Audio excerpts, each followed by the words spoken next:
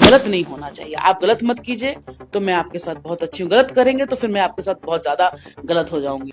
वो हमारे केंद्रीय अध्यक्ष है, पूरा झारखंड में जाता है। झारखंड में हम लोग कहीं भी नहीं घूम सकते। अगर झारखंड में झारखंडी कहीं नहीं घूम सकते तो कौन घूमेगा? बोलता बोकारो मेरा, तो बोकारो तुम खरीद के लाई थी क्या, कि दहेज में तुम्हारा बाप दिया था? टाइगर जयराम महतो पूर्णतः जातिवादी है। इतना ही नहीं बल्कि ये तो नपुंसक है, और नपुंसक का मतलब होता है हिजड़ा, और वो व्यक्ति जो कि मर्द नहीं होता है, जो बच्चे पैदा नहीं कर सकता है, और वही तो जयराम महतो है। और इतना पर ही विरोधी नहीं रुकते हैं, बल्कि जयराम महतो के लिए दोगला जैसे शब्दों का भी प्रयोग किया जाता है, और जयराम महतो पर जबरदस्त गाली गलौज किया जा रहा है। जयराम महतो को नपुंसक कहा जा रहा है, दोगला कहा जा रहा है, हिजड़ा कहा जा रहा है, मर्दानगी पर सवाल उठाया जा रहा है। और ये सवाल बोकारो की माननीय विधायक श्वेता सिंह के समर्थक उठा रहे हैं। और इसके साथ ही साथ श्वेता सिंह का भी एक बड़ा बयान आ गया है। और इतना ही नहीं बल्कि श्वेता सिंह के इस बयान पर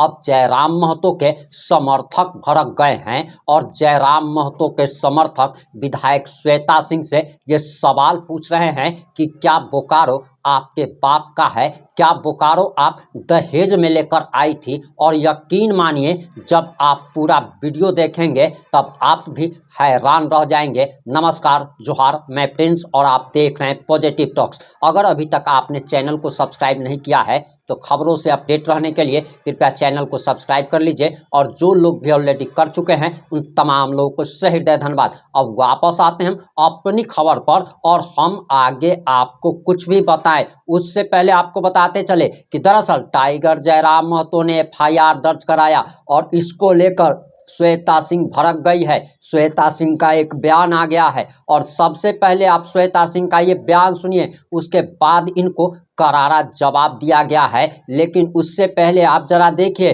कि सोशल मीडिया पर कैसे टाइगर जयराम महतो को श्वेता सिंह का समर्थक बंटी कुमार दोगला, नपुंसक, जातिवादी और न जाने क्या क्या कह रहा है। और इस वीडियो को पूरा अंत तक देखिएगा, ज़्यादा से ज़्यादा शेयर कीजिएगा। सबसे पहले श्वेता सिंह का ये बयान सुनिए, उसके बाद धमाकेदार बयान हम जयराम महतो के समर्थकों ने जो करारा जवाब दिया है। ईंट का जवाब पत्थर से देना इसी को कहा जाता है। हम आगे वो बयान भी सुनाएंगे। सबसे पहले श्वेता सिंह का बयान सुनिए। इस सिस्टम को जब हम दोष देते हैं और जब चीज़ें गलत होती हैं, तो वो कोई ऊपर से कहते हैं ना, कोई और प्राणी आके नहीं करता, हमारे आपके जैसे लोग ही करते हैं।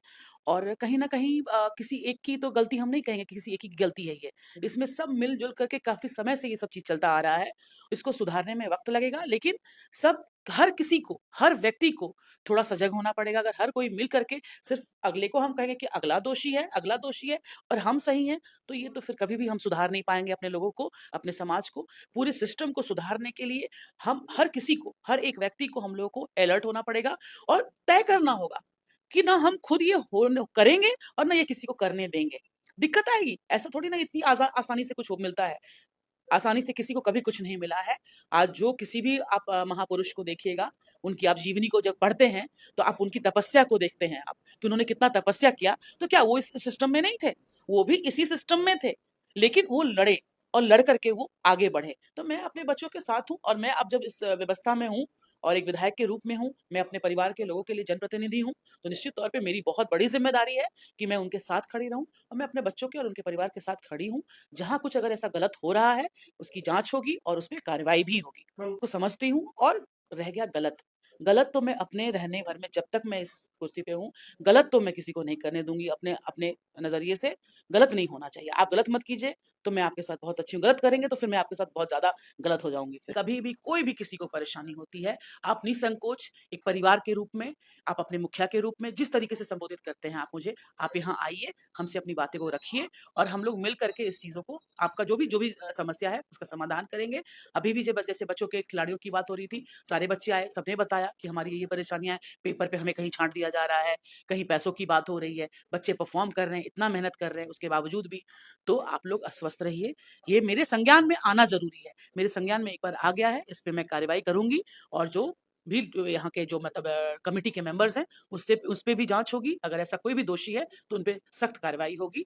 और हम लोग सब लोग साथ में इसमें आगे बढ़ें। आपने श्वेता सिंह का बयान जरूर सुन लिया होगा, लेकिन सबसे पहले टाइगर जयराम महतो के समर्थकों ने करारा जवाब दे दिया है, और ईंट का जवाब पत्थर से देना इसे ही कहा जाता है। आप जरा ये बयान सुनिए। जबरदस्ती उस पर लाठीचार्ज करके उसको मौत के घाट उतारना, ये एक अच्छे झारखंड की कल्पना हम नहीं कर सकते। जिस विस्थापित ने अपने ज़मीन पर बीएसएल को बसाया है, उस ज़मीन पर पूरा बीएसएल प्रबंधन मोटी मोटी कमाई करके अपने पॉकेट भरती है, लेकिन जब उस बीएसएल को अपने हक और अधिकार के लिए नियोजन, छोटे से नियोजन के लिए जब बात की जाती है, तो उन पर लाठीचार्ज किया जाता है, जिससे मृत्यु हो जाती है। यह सर्वनाक विषय है। ऐसा कृत्य झारखंड में ना हो। हमारे हेमंत बाबू इस पर विचार करें, सोचे, अपने कानूनी व्यवस्था को दुरुस्त करें, प्रशासनिक व्यवस्था को दुरुस्त करें।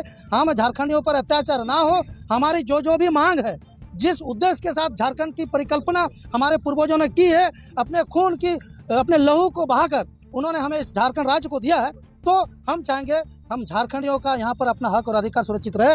हमें हमारे जो भी अधिकार है वो हमें सुरक्षित मिले।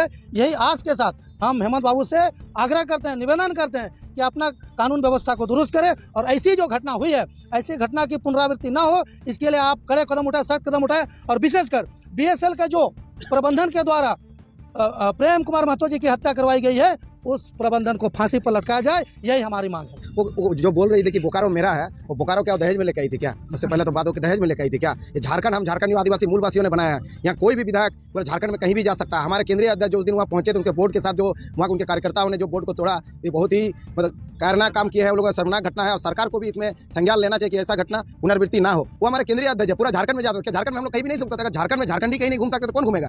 बोलता बोकारो मेरा, तो बोकारो तुम खरीद के लाई थी क्या? कि दहेज में तुम्हारा बाप दिया था?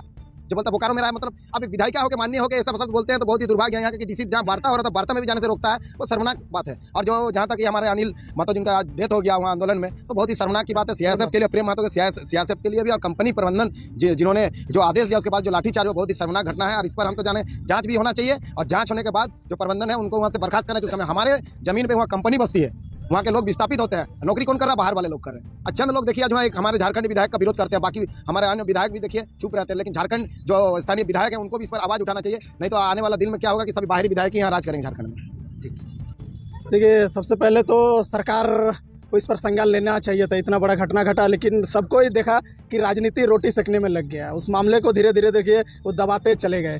क्या कारण है कि लोग को आज हम लोग को कैंडल मार्च के द्वारा प्रेम महतो को, हत्यारों को हम लोग फांसी देने की मांग उठ रही है? क्यों? क्योंकि धीरे धीरे लोग देख रहे हैं कि जिसके ऊपर एफआईआर होना चाहिए था उसके ऊपर नहीं हुआ। आज देखिए, आज का जो एफआईआर का जो कॉपी निकला है, उसमें अप्रेंटिस छात्रों के ऊपर एफआईआर का कॉपी निकला है, तो बहुत ही दुर्भाग्यपूर्ण है। और लोग देख रहे हैं कि वास्तव में जो होना चाहिए तो वो नहीं हो रहा है, उल्टा हो रहा है। तो सरकार को इसमें सबसे पहले संज्ञान में लेना चाहिए। आज सरकार इतना बड़ा घटना होने के बाद सरकार चूं तक नहीं रहेगा, सरकार ने अपना पक्ष नहीं रखा अभी तक। ये सबसे बड़ा दुर्भाग्य है, क्योंकि वहाँ का जो विधायिका है वो एक सरकार के अंग में है। तो कहीं ना कहीं लोगों में आज संदेह पैदा हो रहा है कि वास्तव में इतना बड़ा घटना होने के बाद सरकार कुछ अपना जो प्रतिक्रिया होना चाहिए वो अभी तक नहीं दिया है। तो इसलिए लोगों में आक्रोश है, और हमारे जिला का भी लोगों में आक्रोश था। और हम लोगों ने एक सरकार से मांग की कि वास्तव में जो दोषी है उसके ऊपर कड़े कदम सरकार उठाए, क्योंकि अन्यथा सरकार के ऊपर जो विश्वास था वो लोगों में धीरे धीरे कम होते जा रहा है। ये सबसे बड़ा कारण है। आज लोगों में, जहाँ आपने आदित्यपुर में देखा कि कैंडल मार्च के माध्यम से हम लोगों ने मांग की कि वास्तविक जो दोषी है उनके ऊपर कार्रवाई हो, और अभी तक ठोस ऐसा सरकार की तरफ से कोई पहल नहीं देखा जा रहा है, इसलिए लोगों में आक्रोश है। आपने पूरा बयान सुन लिया होगा कि किस तरीके से टाइगर जयराम महतो के समर्थकों ने करारा जवाब दे दिया है, और इस बयान पर अब आपकी क्या प्रतिक्रिया है? क्या ये सही सवाल है कि बोकारो तो किसी के बाप का नहीं है? बोकारो क्या श्वेता सिंह दहेज में लेकर आई थी? और ये सवाल जो पूछा जा रहा है, क्या आप इस सवाल से सहमत हैं अथवा असहमत हैं? अपनी प्रतिक्रिया जरूर दीजिएगा। जुड़े रहे हमारे साथ। जय हिंद, जय भारत।